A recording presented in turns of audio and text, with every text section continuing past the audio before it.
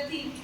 सरल रेखी का क्या मतलब है कि जब गति सिर्फ एक ही लाइन में हो, एक ही सीध में हो वो गति। जैसे आपने सैनिकों को देखा है ना चलते हुए, तो सैनिक एक ही लाइन में चलते हैं, तो इस प्रकार की गति को हम कहते हैं सरल रेखीय।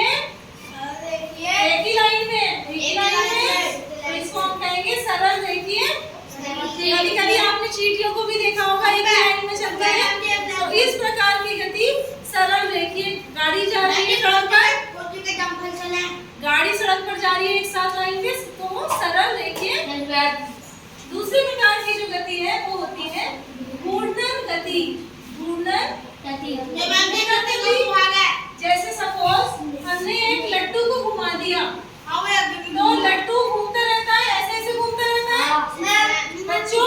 जैसे लट्टू घूमता है उस प्रकार से प्रकृति भी अपनी दूरी पर, अपनी एक्सिस पर घूमती रहती है। इस प्रकार की गति को कहते हैं घूर्णन गति। नेक्स्ट आ गई हमारी दोलन गति। दोलन गति कौन सी होती है? जैसे आपने पेंडुलम देखा होगा घड़ी में, वो कभी जाता है लेफ्ट, कभी जाता है राइट, आपने देखा है ना उसे घूमते हुए। तो इस प्रकार की गति को कहते हैं दोलन गति।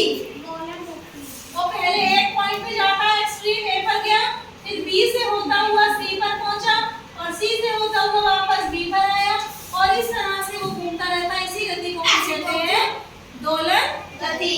नेक्स्ट हमारा टॉपिक आ गया, कौन सी गति आएगी अब नेक्स्ट? जल्दी बताएं।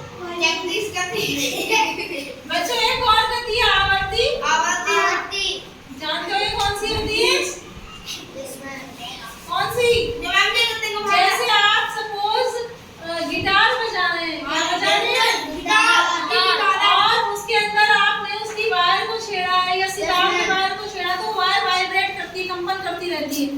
किस प्रकार की गति हो गई वो? आवर्ती गति। ठीक है, ये भी क्लियर हो गई। घड़ी की सुई है, वो भी चलती रहती है निश्चित टाइम पर, ये भी गति हो गई आवर्ती गति। दोलन गति का हम एक और उदाहरण ले सकते हैं। जैसे आपने देखा होगा झूला। झूला पर अगर मान लीजिए एक डॉल बैठी है, लड़की बैठी है, तो वो कैसे घूमेगी? कभी वो फॉरवर्ड होगी, कभी बैकवर्ड होगी, इसी तरह चलती रहेगी। तो इस प्रकार की गति को हम कहते हैं दोलन गति।